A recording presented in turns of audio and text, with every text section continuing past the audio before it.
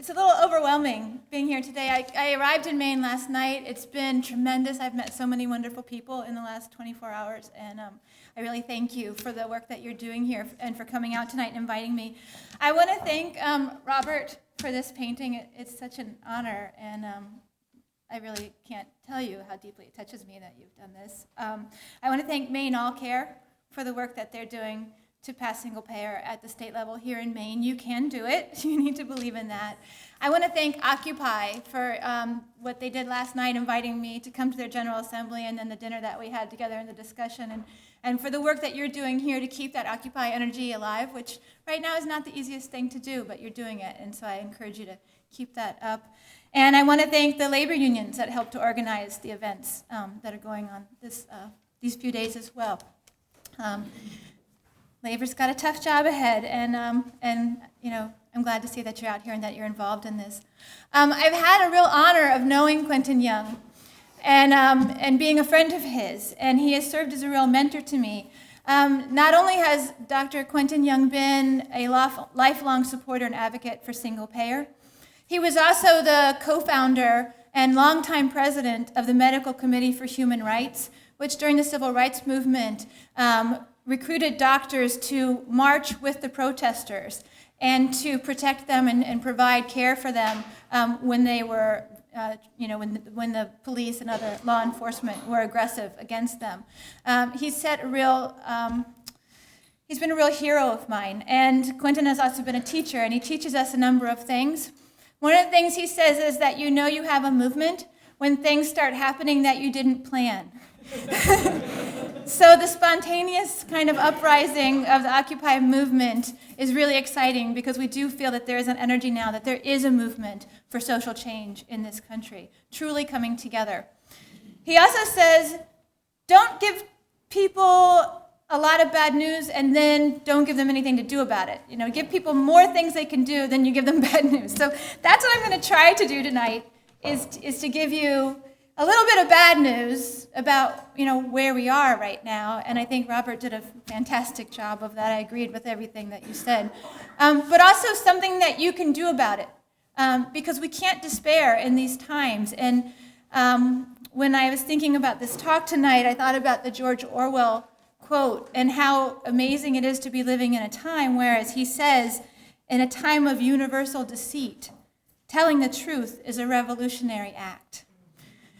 And that's the time that we're in right now. We're surrounded by a corporate media, which, with its ties to the concentrated wealth that controls our political system, intentionally trying to mislead us and encourage Americans to act against their own best interest. And so we need to counter that, and that's why Maine AllCare is so important, to be part of that education and the education that you're doing, Robert. So I was asked to talk about a little bit of healthcare reform versus healthcare, because I was kind of naive. Before 2009, I thought that when we were going to talk about healthcare in Congress, I thought we were actually going to talk about healthcare. I thought we were actually going to talk about what are the problems that exist in this country and what are the solutions that exist to address these problems. And so I joined with others, many others, as we met with members of Congress prior to the first hearings, and we said to them, we want to talk to you about single payer. Here's all this great evidence of how well it works. And they said, great, that's really helpful, thanks. And we said, please compare single payer to what you're doing. And they said, of course we will, that makes so much sense.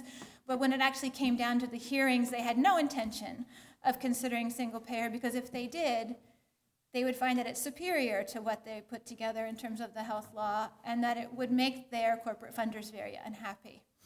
So the current situation that we're in the United States in terms of healthcare, as you may know, is that our healthcare costs are the highest in the world. We spend more per person per year than any other industrialized nation. But those industrialized nations actually cover everybody, or nearly everybody, and they have better health outcomes than we do. So for the amount of money that we're spending, we're getting a very poor return on our healthcare dollar. We have about 50 million people in the United States who are uninsured, And that level's not changing. No matter the small changes that we've been trying to make, that number is not changing. At its best, under the law that passed in 2010 called the Affordable Care Act, although I take issue with that, at the best, in 2019, they're estimating that half of the people that are uninsured will have coverage. And now the most recent numbers say that they don't think they're even going to be able to cover half of the people that are currently uninsured. So we're looking at nearly 30 million people continuing to be uninsured when this law is fully implemented in 2019. I just don't think that's acceptable. We also have a growing number of people in this country that are underinsured. These are people who spend thousands of dollars on health insurance premiums, but find when they get sick, their health insurance doesn't cover their needs. They're still financially vulnerable. And as a result, bankruptcy due to illness or medical costs, illness and medical costs are the highest causes of personal bankruptcy in this country, 62% of them. And 80% of those people that went bankrupt due to illness or medical costs had some form of health insurance. So health insurance in the United States is a very different beast than it is anywhere else in the world. And nobody else in the world uses a system like we use.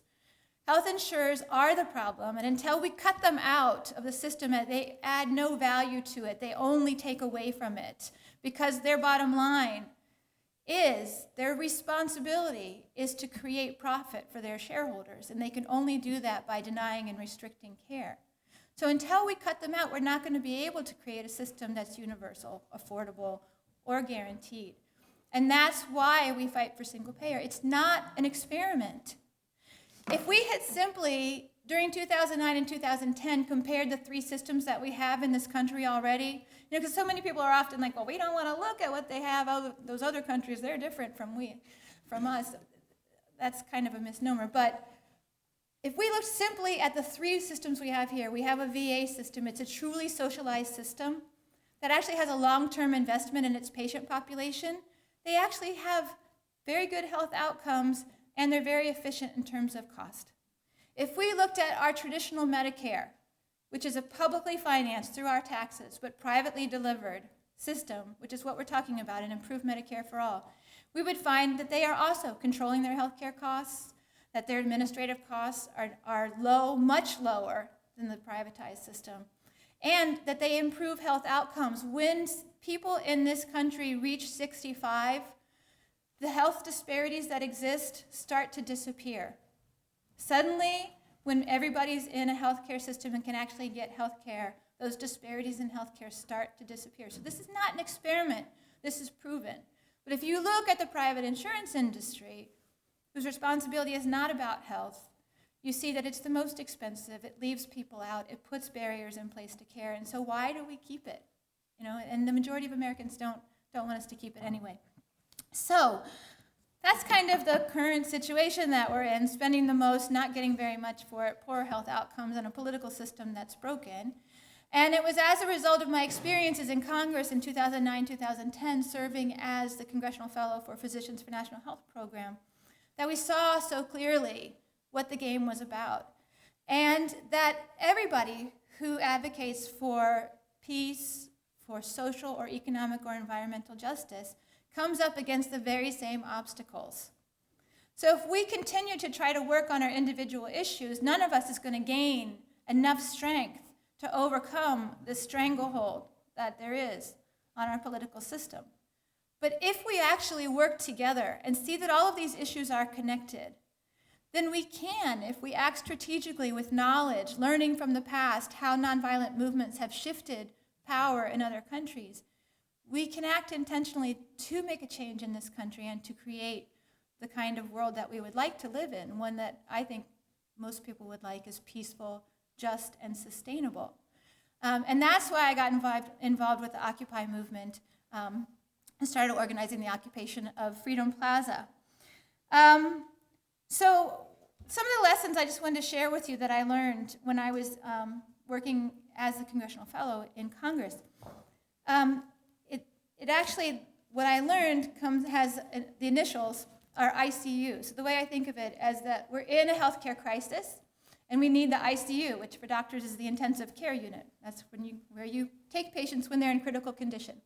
So very easy to remember. The I stands for independent. We need to, as we advocate for what we need, make our demands independent of political party. Dr. Martin Luther King Jr.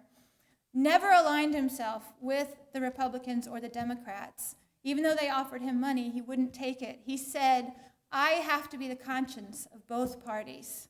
I have to hold whoever's in power accountable, and that's what we need to do. We cannot ally ourselves with their agendas. We need to focus on the issues independently of political agendas. We also need to be clear about what we're talking about.